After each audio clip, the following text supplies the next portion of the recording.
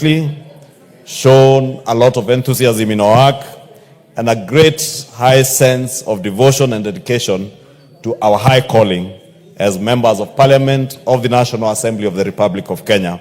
And I want to encourage honorable members to continue the same dedication. Honorable Speaker, I must thank the leadership of this House, all our members, and indeed our staff for the charisma and steadfastness demonstrated during the torturous and life-threatening events of the period ended 30th June 2024 and the certificates therein. 2 reports of the Auditor General and financial statements for the years ended 30th June 2021, 2022, and 2023, and the certificates therein in respect of Blessed Mugudha Secondary School, Njoro Boys High School, and Bavuni Secondary School. 3 reports of the Auditor General and financial statements for the years ended 30th June 2024, and the certificates therein in respect of the following: Kenyan Nairobi Southern Bypass Road Project, Regional Mombasa Port Access Road Project, Mombasa Nairobi Addis Ababa Road Corridor Project Phase 2, financing locally led climate action program projects, support to technical vocational education and training for relevant skills development project, increased enjoyment of human rights and fundamental freedoms by all in Kenya project grant, credit number KEN 190011 from Kenya National Commission on Human Rights,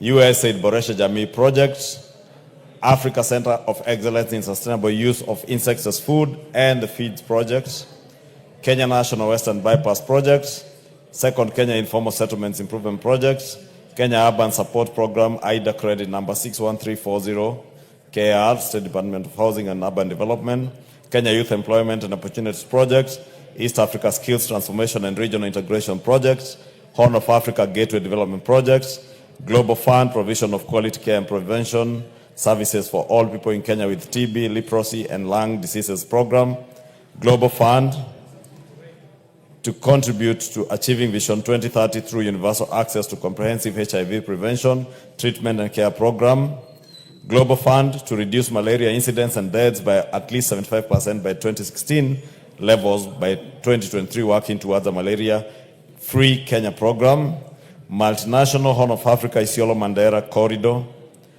Ram Road upgrading projects, Port Rees Moi International Airport Access C110 Road, multinational Arusha Holili Taveta Voi Road Corridor Development Project Phase 1, project loan number 210015002894 from Kenha, Eastern Africa Regional Transport Trade and Development Facilitation Program projects, towards ending drought emergencies, Twende, ecosystem-based adoption in Kenya's arid and semi-arid rangelands projects, European Widows and Orphans Pension Fund, Keno Sagana Marua Highways Improvement Project, improvement of drinking water and sanitation systems in Mombasa Moache projects, upgrading of Kibwezi Mutomo Kitui Migwani Road projects, National Agricultural and Rural Inclusive Growth Projects, Kenya Off-Grid Solar Access Project, COSAP,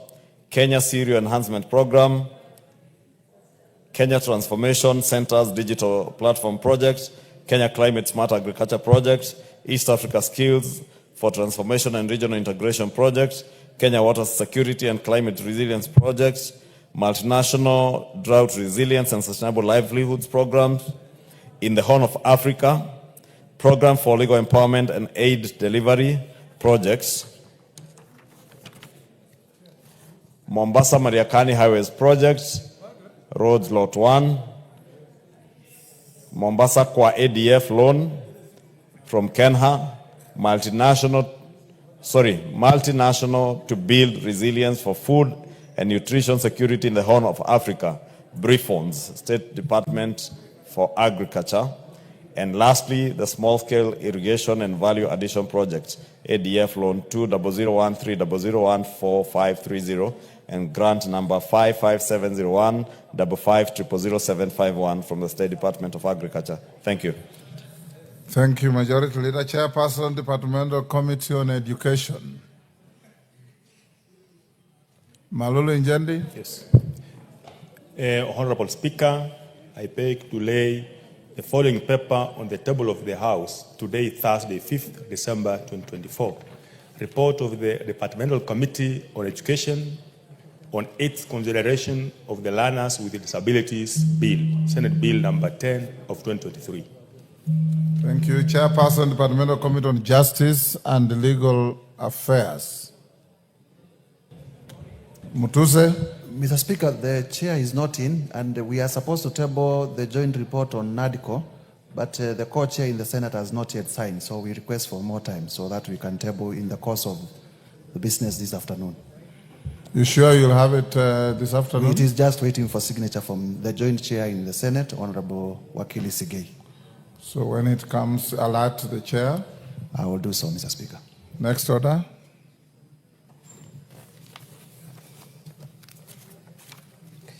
Order number 6, notices of motion.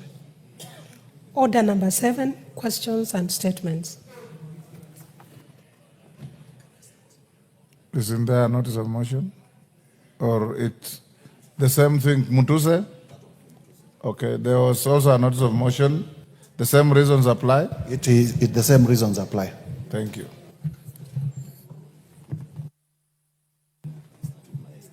Okay. Next order. Yes, Ruku. As you know, Mr. Speaker, I requested for a statement on 18th of September regarding the payment of the last. Yes, I requested. Just hold, take your seat. Sarah, go to clerk, go to skip order 7 for now. Go to order 8, 9, and 10. We dispose of those before we start with order number 9. I put the question. Okay. Order number 10, we put the question. Then we'll come back to statements. Order number 9, motion. Report of the Committee of the Whole House on its consideration of the Startup Bill, Senate Bill number 14 of 2022. Question to be put. Honorable members, I put the question at order number 9, which is that this House do agree with the report of the Committee of the Whole House on its consideration of Startup Bill, Senate Bill number 14 of 2022 up to clause 6, and seek leave to sit again. As members of that opinion say aye. As members of the contrary opinion say nay. The ayes have it, so you will be sitting again shortly. Next order. Order number 10, motion. Consideration of the mediated version of the Conflict of Interest Bill, National Assembly Bill number 12 of 2023. Question to be put. Thank you, honorable members. I'll now put the question at order number 10, which is that pursuant to the provisions of Article 113(2) of the Constitution and Standing Order 153, this House adopts the report of the Mediation Committee on the Conflict of Interest Bill, National Assembly Bill number 12 of 2023, laid on the table of the House on Wednesday, 4th December 2024, and approves the mediated version of the Conflict of Interest Bill, National Assembly Bill number 12 of 2023. As members of that opinion say aye. Aye. Will those of the contrary opinion say nay? The ayes have it. We go back to order number 8. Order number 8, procedural motion. Extension of period for consideration of a special motion on approval of nominees for appointment to the Salaries and Remuneration Commission. Majority Leader. Thank you, Honorable Speaker. I beg to move that pursuant to the provisions of Section 13 of the Public Appointments Parliamentary Approval Act of 2011 relating to extension of period of consideration of nominees for appointment to a public office, that this House resolves to extend the period for consideration of a special motion relating to the approval of nominees submitted by His Excellency the President for appointment as a chairperson and members of the Salaries and Remuneration Commission by a period of 14 days from 11th of December 2024. Honorable Speaker, these are procedural motion considering that we are breaking for the long recess and there were issues that were still to be resolved on the approval process of the SRC Commission. Therefore, we are just seeking extra time to be able to finalize on the few pending issues before we bring that motion for approval, Honorable Speaker. And therefore, beg to move and request the minority whip, the Honorable Mwenje, to second. Mwenje. Thank you, Honorable Speaker. I agree with the majority leader. There's some sticky issues to be resolved. So I second the motion. Thank you. Him is said pending, you say sticky. Which one is It's pending because it's sticky.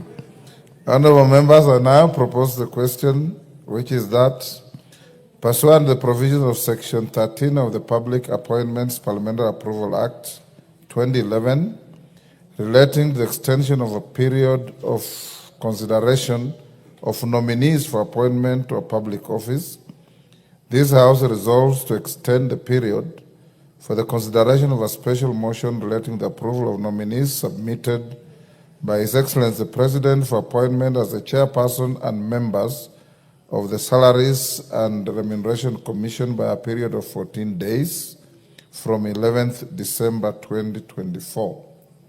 We put the question?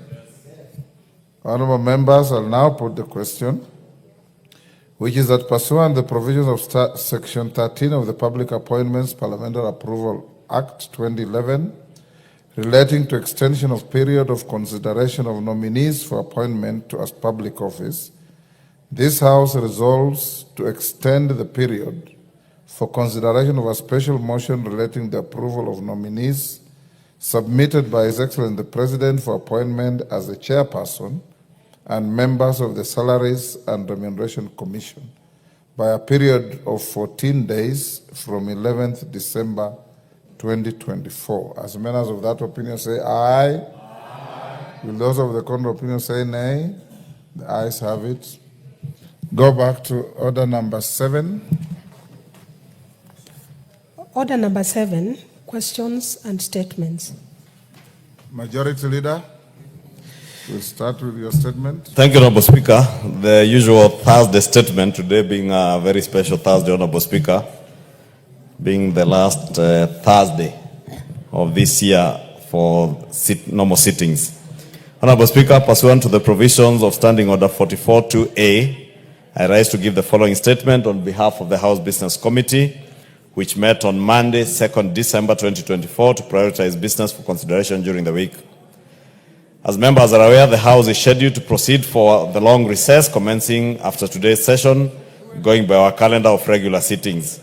I wish to take this opportunity to thank the leadership and members of this House for your dedication and active participation during this session. The House sat longer on some days and had additional sittings to conclude various priority business, which the House Business Committee does appreciate and note the dedication and commitment of members of the House. In retrospect, Honorable Speaker, I believe we have achieved a lot, dared greatly, shown a lot of enthusiasm in our work, and a great high sense of devotion and dedication to our high calling as members of Parliament of the National Assembly of the Republic of Kenya. And I want to encourage honorable members to continue the same dedication. Honorable Speaker, I must thank the leadership of this House, all our members, and indeed our staff for the charisma and steadfastness demonstrated during the torturous and life-threatening events of 25th June 2024 and the aftermath of these incidents. I can only say that your resilience, honorable members, is nothing short of inspiring, without which the House would not have quickly returned to normalcy, and has enabled us to accomplish a lot and close this session at a high peak. Honorable Speaker, just to pick out a few accomplishments, in the course of this third session, the House passed various key legislation, including bills relating to taxes, tax procedures, business laws, and the budget for both the national and county levels of government, with the conclusion this morning, Honorable Speaker, of the addition of the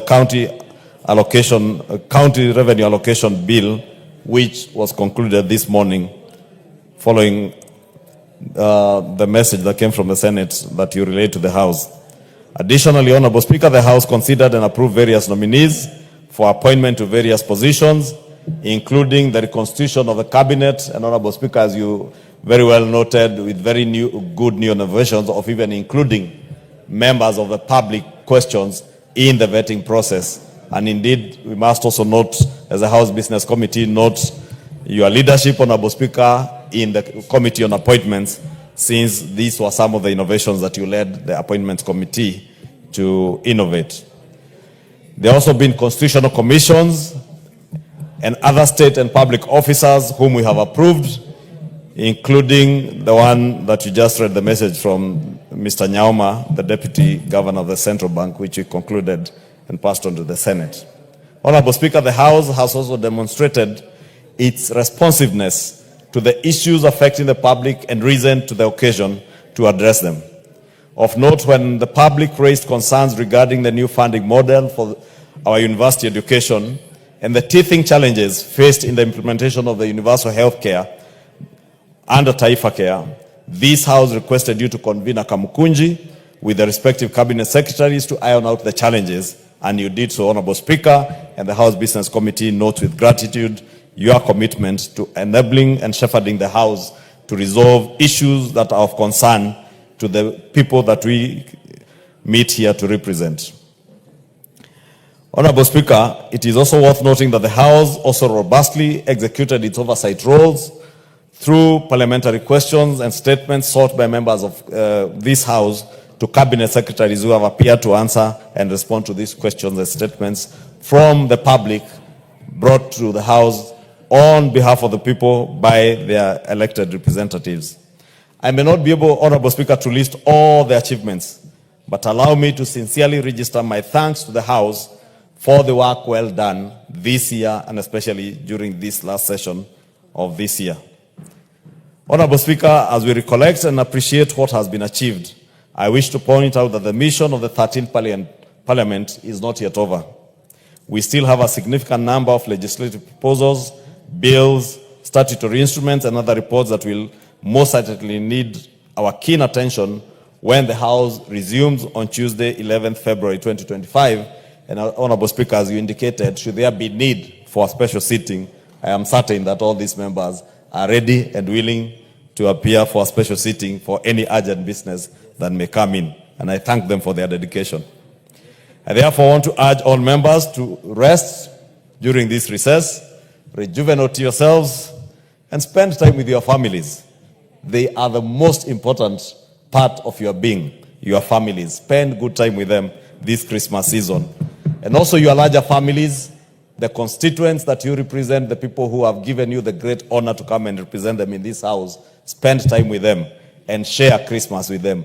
Do not fear to share Christmas with your constituents. Even our churches, please do share with them, because we are directed so in the Bible for those of us who are Christians, and I want to believe that even those of our colleagues who are Muslims, the Holy Quran also directs them to share. And indeed, I do know that Muslims have that sharing spirit always. I see it during the month of Ramadan when the Honorable Aden Dawood visits me and my family to share what he has. Honorable Speaker, I also wish to take this opportunity to inform honorable members of the House, I had mentioned that may be recalled for a special sitting pursuant to the provision of Standing Orders 29(1) to consider important pending business and other urgent business that may arise in the interim. Honorable Speaker, it's good to note that this House, we are like doctors on call, and members are always willing to appear should there be need. We can call you even on Christmas Day. That is why we are called to a high calling, yes. Honorable Speaker. Yes. And I'm certain these members, even if you call them on Christmas Day, they will be here for the service of humanity and the people of Kenya that have given that high honor to represent them. In conclusion, Honorable Speaker, on behalf of the House Business Committee, my family, and the great people of Kikuyu constituency, may I also take this opportunity to wish you all a happy festive season as you interact with your families and spend time with them, your constituents, and all other Kenyans. I now wish to lay this statement on the table of the House, and I thank you. Honorable Speaker, out of the statement, may I also request, honorable members, that in the coming year, Honorable Speaker, this last week has been very torturous for the whips. This afternoon, I joined the Honorable Mwenje and the Honorable Naomi in whipping members to try and come into the chamber when you are seated there. But at times it's very embarrassing, Honorable Speaker, to leave you sitting here to go and whip members, and you find some members lying on the seats in the members' lounge, others enjoying their meals. And Honorable Speaker, we all know the appointed time when the Speaker sits here is at 2:30. I would beg, I know towards the end of the year people get fatigued, but in the new year, I would want to pray that we will not be keeping the Speaker here waiting at 2:30 or even at 9:30 in the morning, and we will not have members seated in the dining area. I had to whip at least 15 members who are entertaining guests, others who are having their lunch, Honorable Speaker, and I therefore just want to plead that in the coming year, because we all come re-energized with new energy, renewed energy after Christmas, and I believe even have gained some weight, Honorable Speaker. This year has been torturous, and as I said, members have been very resilient, and I want to thank all of them, but urge all of us that in the new year, let us come with new energy so that we also treat the business of the House with the dignity that deserves and on time, Honorable Speaker. With that, I thank you and wish all of our members a Merry Christmas, a happy festive season, a prosperous 2025 to you and your families and your constituents. May God bless you and continue serving the nation. Thank you. Thank you. Member for Suna West. We're now on statements. Thank you, Mr. Speaker.